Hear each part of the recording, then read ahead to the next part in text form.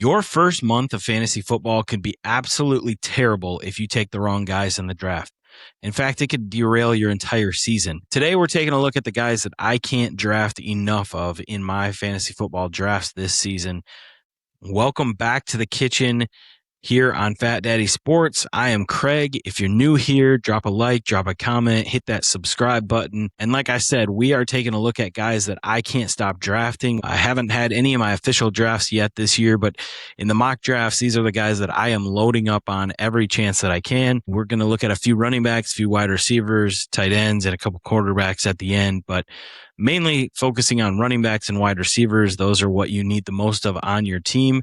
So let's jump into the running backs right now. The first running back that I cannot stop drafting is Chase Brown in Cincinnati.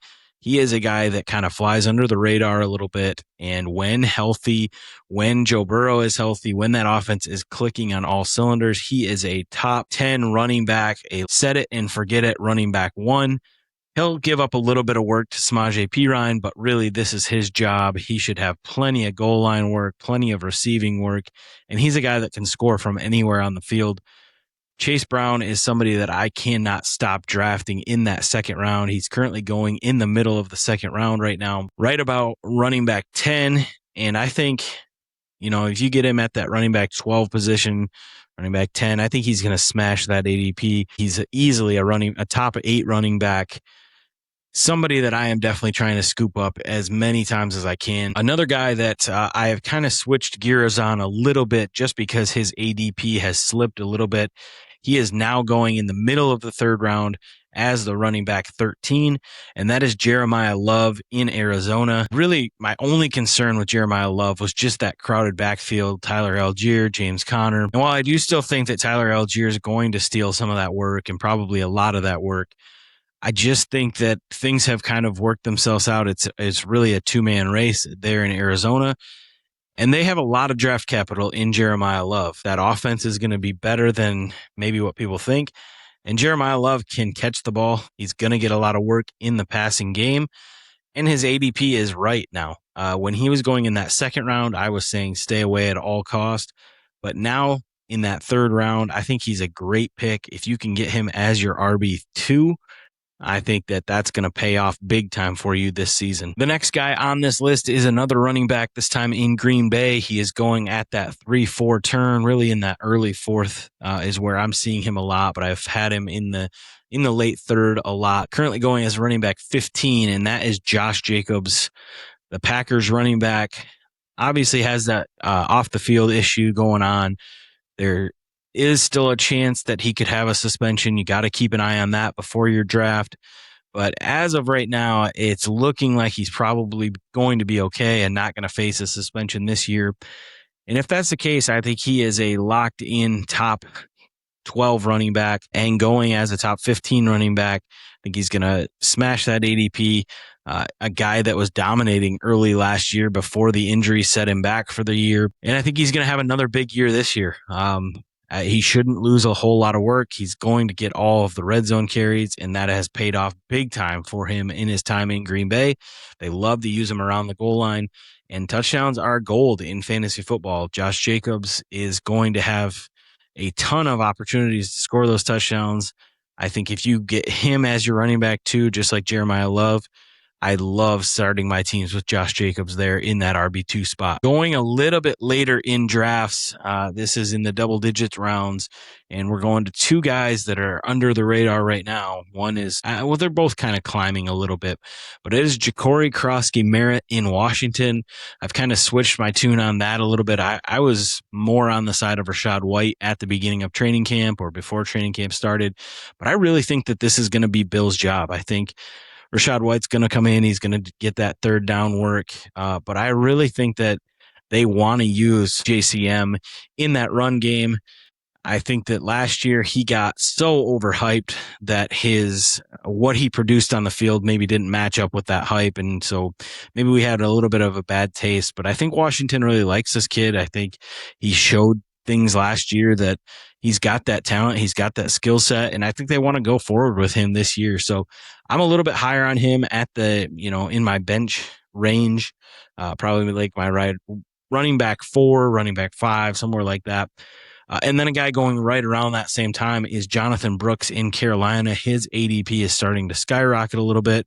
Hopefully you have a draft before it skyrockets out of control. You can get him right now. I mean, if you wait on a mock draft with bots, you can get him a lot later. But in real drafts, I think in that 8-9 range is probably where you're going to have to take him. I don't know if I'm comfortable with it or not. I think that I am.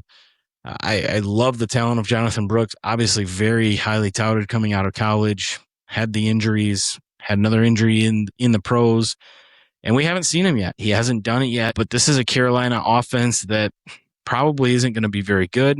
They've produced a top running back just a few years ago with Chuba Hubbard. He was awesome.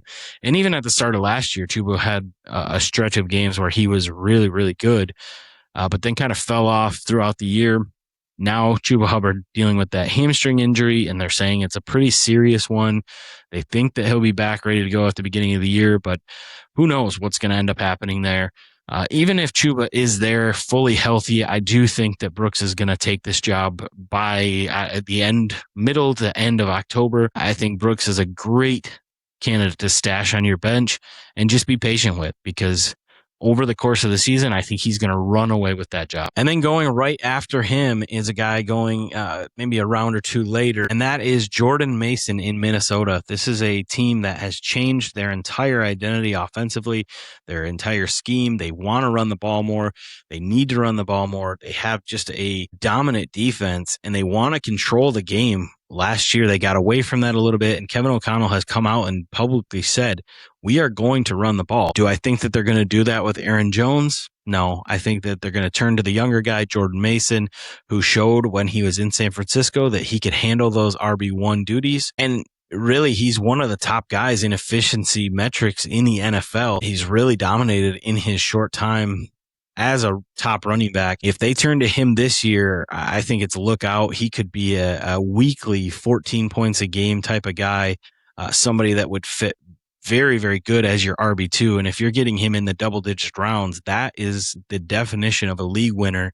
We saw it last year with a guy like Travis Etienne Jr., who you could get in like the 9th round, and he ended up being a top running back too. If you could get that kind of production out of Jordan Mason, out of JCM, out of Jonathan Brooks, those are the guys that are going to win you your league. It's not those guys that you draft in the first couple of rounds. Yeah, those guys are great, but you want to find that value late in the draft. And I think all three of those guys really fit that bill. Moving over to the wide receiver position, this is a guy that I've talked about a lot on this channel. I've picked him in my mock drafts, but it is Amon-Ra St. Brown for the Lions. You can get him at the back end of the first round, and really he is a guy that consistently posts top 5 wide receiver numbers. If you're snagging him at the end of the first round, I feel like that's a steal. I feel like there is a lot of guys at the beginning of that draft, and it has pushed a guy like Amon-Ra down in the draft order. If I leave round 1 with him, and then on the turn I get a top running back, and I feel really, really good about the start of my draft. The next wide receiver is kind of at that start of wide receiver runs in the 4th round, currently going as wide receiver 14, and that is Zay Flowers in Baltimore, a guy who I've also changed my tune on this offseason. I've never really been a huge Zay Flowers fan. He has very big games, and then he has dud games. But he's recently gotten paid from Baltimore. He's clearly the wide receiver 1 option there in Baltimore. They have a new offensive coordinator who has publicly come out and said, we want to hunt big plays. Declan Doyle, he is a guy that's going to want to light up the scoreboard with the guys that they have there in Baltimore. And I just think that there's a trust level between Lamar and Zay Flowers.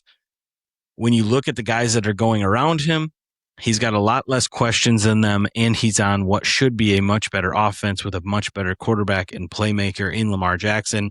I'm really starting to come around on Zay Flowers. Another guy going right around there at wide receiver 17, and it is a guy who is not on a good offense, but should see a bajillion targets, and that is Garrett Wilson in New York for the Jets. He, has clearly never been on a good team with the Jets, but he was a top 10 wide receiver, almost a top 5 wide receiver last year before the injury that he had. He was playing awesome football for a very bad Jets team.